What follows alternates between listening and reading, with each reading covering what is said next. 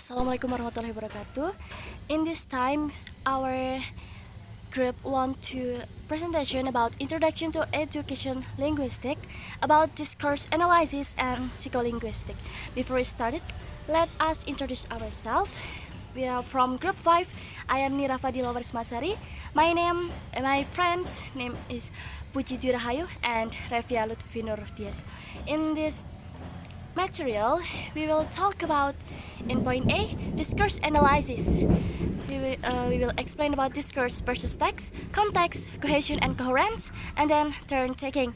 In B, we will explain about psycholinguistic, that is psycholinguistic evidence, acquiring language, speech production, and language and brain.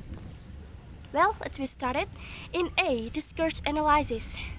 In point A, little a, discourse versus text. A discourse is necessarily interactive, which means there is always an agent to the information in discourse. In simple terms, discourse is often conventional communication between people, and then a text includes some information specifically in the written form or printed form. Well, guys, if you want more information about this presentation, you can also read our paper. Well, and then B, context. We have got two kinds of context. One kind is best described as linguistic context, also known as context. The context of a word is the set of other words used in the same phrase or sentence. For example, I get to the bank to cash a check. Bank is homonym.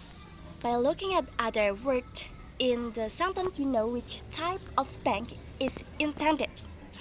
And then two, another type of context is described as physical context. Our understanding of what we read and hear is tied to the physical context, particularly the time and place. For example, the word bank on the wall of a building in a city. And then C, cohesion and coherence. Cohesion. We know, for example, that text must have a certain structure that depends on factors quite different from those required in the structure of a single sentence. Some of those factors are described in terms of cohesion, or the ties and connections that exist within text. A number of those types of cohesive ties can be identified in the following paragraph. My father once bought a Lincoln convertible. He did it by saving every penny he could. That car would be worth a fortune nowadays. However, he sold it to help pay for my college education. Sometimes I think I'd rather have the convertible. The connection present here is the use of words to maintain reference to the same people and things throughout. Father, he, my, I, Lincoln, it. There are connections between phrases such as a Lincoln convertible, that car, the convertible. Well, the next, coherence. The key to the concept of coherence, everything fitting together well, is not something that exists in words or structures, but something that exists in people. It's people who make sense of what they read and hear. They try to arrive at an interpretation that is aligned with their experience of the way the word is. Then the last from the part A, turn taking. Turn taking is a type of organization in conversation and discourse where participants speaks on one at a time in alternating turns. In practice, it involves processes for reconstructing contributions, responding to previous comments, and transitioning to a different speaker using a variety of linguistic and non-linguistic. Well, guys, that's from the part A. Psycholinguistic evidence. Psycholinguistic is the discipline that investigates and describes the psychological process that make it possible for human to master any language. Psycholinguistic conduct research on speech development, language development, how individuals of age comprehend and protect language. For discussion of language, the FED released on the finding of linguistic, which is the discipline that describes the structure of your language. And next, psycholinguistic evidence. The mind cannot be directly observed. Number 1. Observation of spontaneous utterance. More informative. Learn from child's mistakes. For example, saying foods instead of feet. Number 2. Psycholinguistic experiment. Lexical decision tasks and recognizing a word as being a word. Fluidence. For example. And acquiring language. Acquiring language or language acquisition is the process by which human acquiring the capacity to perceive, produce and use words to understand and communicate. It involves the picking up of diverse capacities including syntax, phonetics, and an extensive vocabulary.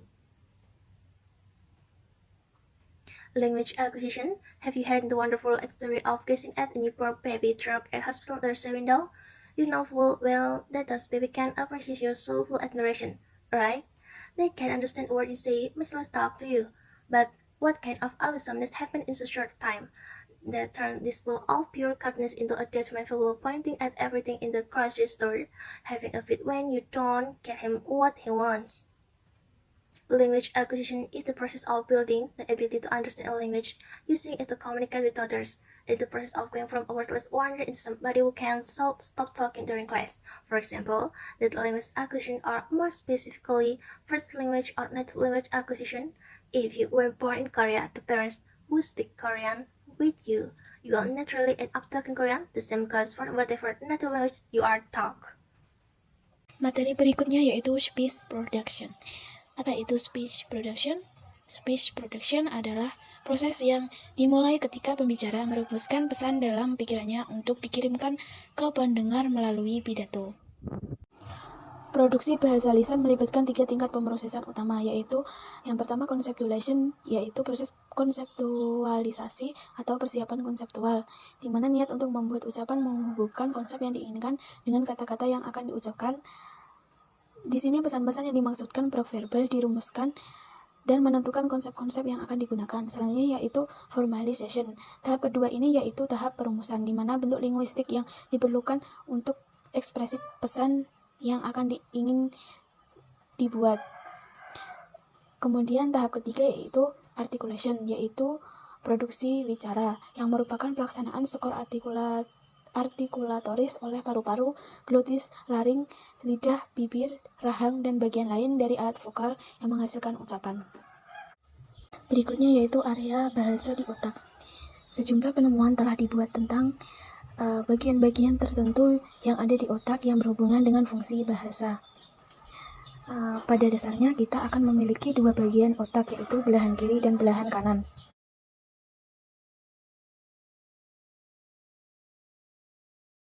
Selanjutnya yaitu korteks motorik dan fasciculus arcuata, yaitu bagian motor korteks, yaitu suatu area yang umumnya mengontrol pergerakan otot untuk menggerakkan tangan, kaki, lengan, dan lain-lain. Yang dekat dengan area broca adalah bagian dari motor korteks yang mengontrol otot artikulatoris pada wajah, rahang, lidah, dan laring. Bagian yang ditunjukkan oleh seikat serabut syaraf yang disebut dengan fasciculus arcuata. Ini juga salah satu penemuan Wernicke yang sekarang diketahui membentuk hubungan penting antara area Wernicke dan broca.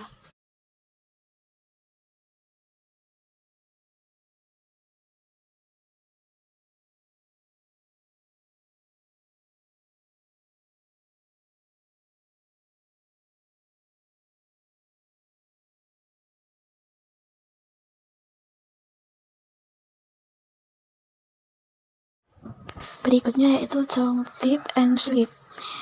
Kita semua pernah mengalami kesulitan pada beberapa kesempatan untuk membuat otak dan produksi ucapan bekerja sama dengan lancar. Beberapa hari lebih buruk dari yang lain, tentu saja. Kesulitan produksi kecil semacam ini mungkin memberikan petunjuk yang mungkin tentang bagaimana pengetahuan linguistik kita diatur di dalam otak. Berikut yaitu kesulitan-kesulitan dalam lidah atau sleep tongue.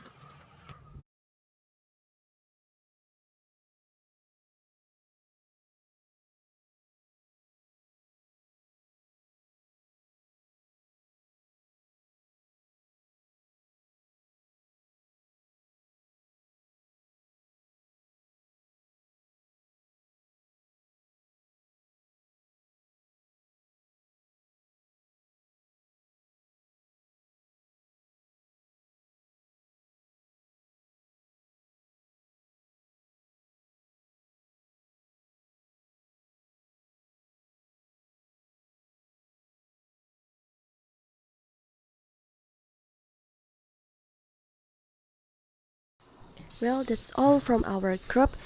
Thank you for watching. Wassalamualaikum warahmatullahi wabarakatuh.